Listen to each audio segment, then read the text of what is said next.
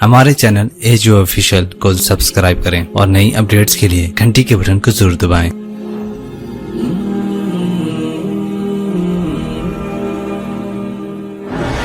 ایک صحابی ہے، یا رسول اللہ تنگی ہے رزق کی، کوئی وظیفہ بتائیں۔ کتنے لمبے لمبے وظیفے لوگ پڑھ رہے ہیں کہ کاروبار کھل جائے اور روزی بڑھ جائے، کتنے لمبے چوڑے، کتنے کتابوں میں ایڈے ایڈے بڑے وظیفے لکھے پہ، پڑھوں گے مندہ بڈھا ہو جائے۔ میں قربان جاؤں یا رسول اللہ آپ کی شفقتوں پر، آپ کی رحمتوں پر، سنو یہ کرو، میری بات نہیں ہے، میرے نبی کی بات ہے۔ تجربے کی وجہ سے کرو گے تو کچھ نہیں ملے گا، یقین سے کرو گے تو دروازے کھلتے دیکھو۔ کہ یا رسول اللہ ارید ان یوسع علی رزقی، میں چاہتا ہوں میری روزی کھل جائے۔ تو آپ نے کہا ادم علی الطہارہ یوسع علیک رزقک، تو باوضو رہا کر تیرا رزق کھل جائے۔ کوئی زور لگتا ہے وضو؟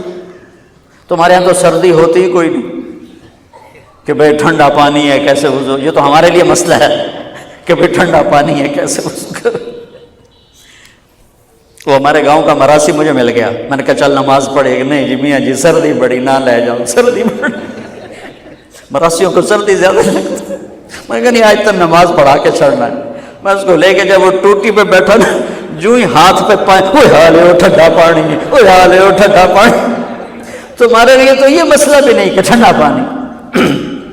میرے نبی کی یہ سارا مجمع لے لو، یہ اوپر مستورات لے لیں، ادم علی الطہارہ یوسع علیک رزقک۔ میرے نبی نے فرمایا باوضو رہنا شروع کر دے، اللہ تیرا رزق کھول دے گا۔ ابھی اللہ رسول کی آپس کی بات ہے تو میری بات ہوتی تو دیوار پہ مار دو، تجربہ کرو۔ نبی کی بات کو تجربہ کر کے نہیں کرتے، یقین کے ساتھ کرتے ہیں۔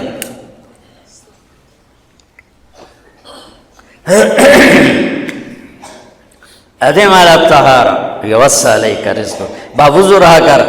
اچھا باوضو رہنے کے اور فائدے، اللہ پیار کرتا ہے، شیطان ڈرتا ہے، اور وضو ہوگا تو نماز آپ ہی پڑھی جائے گی، چلو یار وضو ہے 4 فرض ہی پڑھ لو گی۔ ایک دفعہ شیطان آیا ہمارے نبی سے ملنے، تو آپ نے اس سے پوچھا تیرے دشمن کتنے؟ کہنے لگا 15۔ آپ نے فرمایا کون کون ہے؟ کہنے لگا پہلے تو تھوڑا ہی نمبر ہے، پہلا نمبر تو تھوڑے نال میرا لگو ہے۔ پھر کہنے لگا وہ مسلمان جو 24 گھنٹے باوضو رہتا ہے وہ میرا بڑا دشمن ہے۔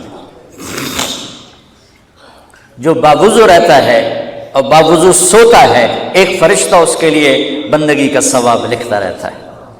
خیر واپس آتا ہوں، میرے نبی نے فرمایا 4 باتیں لے لو اور دنیا بھی تمہاری آخر، ساری PIA زندہ ہو جائے گی، ساری اکانومی زندہ ہو جائے گی، ساری معیشت زندہ ہو جائے گی۔ 5 بھی نہیں، ایک انگلی بھی آپ نے نیچے کر دی، کہ یہ بس اتنی لے لو۔ حفظ امانت، صدق حدیث، حسن خلیقت، عفت فی طعمت۔ کیا خوبصورت! ساری زندگی کسی کو دھوکہ نہ دینا، دیانت داری۔ میرے ملک کے ادارے کیوں ڈوب گئے؟ دیانت نکل گئی، کھوٹ آ گئی، دھوکہ آ گیا۔ میرے نبی نے کہا حفظ امانت، کبھی امانت میں خیانت نہ کرنا، صدق حدیث، کبھی جھوٹ نہ بولنا، ہمیشہ سچ بولنا۔ میرے نبی نے فرمایا میرا امتی ہر گناہ کر سکتا ہے، 2 نہیں کر سکتا، ایک جھوٹ کبھی نہیں بولے گا، ایک دھوکہ کبھی نہیں دے گا۔ میرے نبی کی 2 صفتیں ہائی لائٹ ہوئیں، صادق اور بولو کیا ہیں؟ کوئی اور بھی تو ہو سکتی تھی، جس سے مشہور کیا، کعبہ قوسین بھی تو ہے اور ادنا بھی تو ہے، واللیل بھی تو ہے سیاہ زلفوں والا، والضحیٰ بھی تو ہے روشن چہرے والا۔ کس سے مشہور کیا؟ صادق امین۔ اگر آپ مجھ سے سوال کرو، میں ممبر رسول پہ بیٹھا ہوں کہ مولانا صاحب سارے دین کو 2 لفظوں میں بتاؤ، ساری شریعت کو، تو میرے پاس 2 لفظ ہیں، سچائی اور امانت داری۔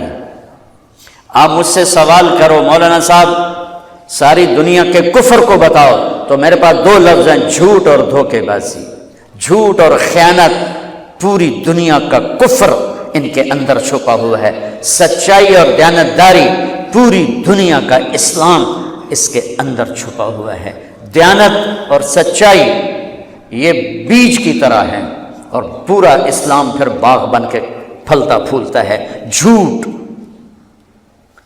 اور دھوکہ یہ بھی بیج کی طرح ہے، پھر اس سے کفر کا جنگل کانٹوں بھرا جنم لیتا ہے۔ میرے معاشرے سے جھوٹ نکل جائے، دھوکہ نکل جائے، یہ پاکستان جنت کا ٹکڑا ہے۔ اور یہ حکومت کے بس کا نہیں ہے کہ وہ سب کو سچ بلوائے، یہ مجھے کرنا ہے، یہ مجھے کرنا ہے، میں نے اور آپ نے اس کو شروع کرنا ہے۔ حضرت جریر بن عبداللہ یہ یمن کے شہزادے تھے، آخری حج پہ مسلمان ہوئے۔ اپنے نوکر سے فرمایا گھوڑا خرید کے لا، میں پیسے یہاں پیمنٹ کروں گا۔ وہ منڈی میں گیا، 300 روپے کا گھوڑا لے کر آیا۔ جب انہوں نے گھوڑوں کو دیکھا تو وہ قیمتی تھا، مالک کو پتہ نہیں تھا، اور یہ گھوڑوں کی نسل کے پہچاننے والے اس سے کہنے لگے تیرے گھوڑے کے 400 کر دوں؟ کہا کر دو۔ بڑا حیران ہو کے دیکھنے لگا، بھائی کی آپ تو مجھے چیز خریدنی ہے تو میں گھٹاتا ہوں، اور اجمل نے بیچنی ہے تو یہ اس کی قیمت بڑھاتا ہے، اور یہاں خریدار کہہ رہا ہے 400 کر دوں؟ وہ کہنے لگے کر دو۔ کہا 500 کر دوں؟ کہنے لگا کر دو۔ کہا 600 کر دوں؟ وہ تھوڑا تھوڑا گھبرانے لگا، بھائی یہ چکر کی ہے۔ 700 کر دوں؟ 800 کر دوں؟ وہ کہنے لگا حضور تسی لینا تو لو، پر میرا مذاق تھا نا، تسی اٹھو کدی لین والے بھی پیسے بتائے، تسی میں نے 300 دے میں جاواں۔ کہنے کہ اس کو 800 دے دو اور گھوڑا باندھ دو۔ وہ حیران خوشی سے چھلانگے مارتا ہوا گیا۔ تو جب وہ چلا گیا تو نوکر نے پوچھا میں جب 300 میں سودا کر کے آیا تھا تو 500 کس خوشی میں بڑھائیں؟ فرمایا میرے بھائی اس کے گھوڑے کی قیمت 800 تھی، 300 نہیں تھی، اور میں نے نبی کے ہاتھوں میں ہاتھ دے کے یہ وعدہ کیا تھا زندگی بھر کسی کو دھوکہ نہیں دوں گا، سب کی خیر خواہی چاہوں۔ تو بھائیو میرے اداروں میں کس ٹیلنٹ کی کمی نہیں، صلاحیتوں کی کمی نہیں، دیانت کی کمی ہے، قوت عمل کی کمی نہیں، سچائی کی کمی ہے۔ حجاج بن یوسف ایک ظالم گورنر گزرا ہے، اس کے خلاف بغاوت ہوئی، وہ ناکام ہو گئی۔ تو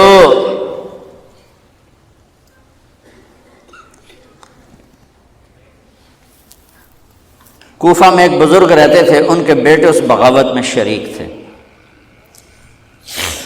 وہ چھپتے چھپاتے کئی سال کے بعد واپس آ گئے۔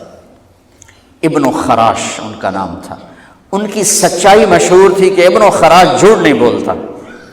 حجاج کو پتہ چل گیا CID سے کہ آ گئے، تو اس نے کہا آج ابن خراش کا امتحان ہوگا۔